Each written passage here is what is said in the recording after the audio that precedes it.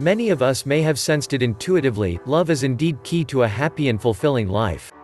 While many of us believe we would like to be in love, we face many hurdles in taking the actions that allow love to flow freely throughout our lives and relationships. We have many ways of defending ourselves against love and can struggle to give and receive love with ease, openness and vulnerability.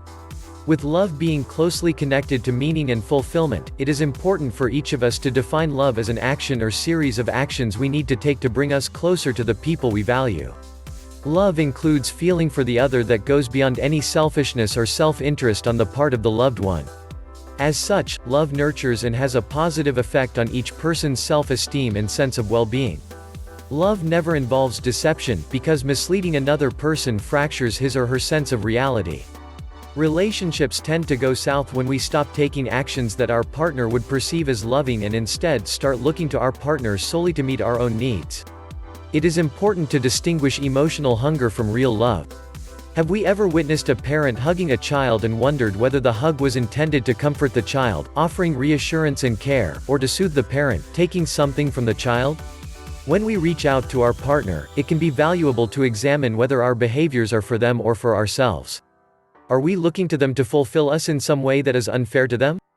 Are we hoping they will make up for an emptiness or hurt from our past? Love should never be an act of manipulation. It is not a mark of ownership over another person, but the exact opposite, a genuine appreciation of a person as a separate individual.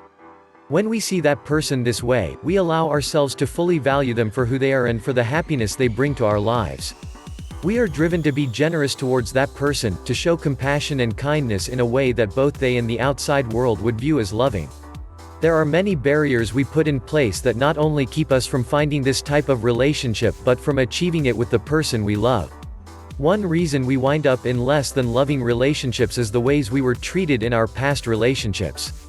We may have become familiar with relationship dynamics in which we were rejected. To become more loving thus means recognizing ways we self-sabotage. How are we recreating past hurts in our current relationships?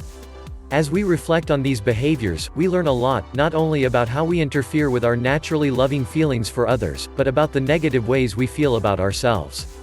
It is difficult to express love outwardly when we do not feel our own sense of self-worth. One of the biggest reasons we shut out love is because we feel unworthy or self-denying.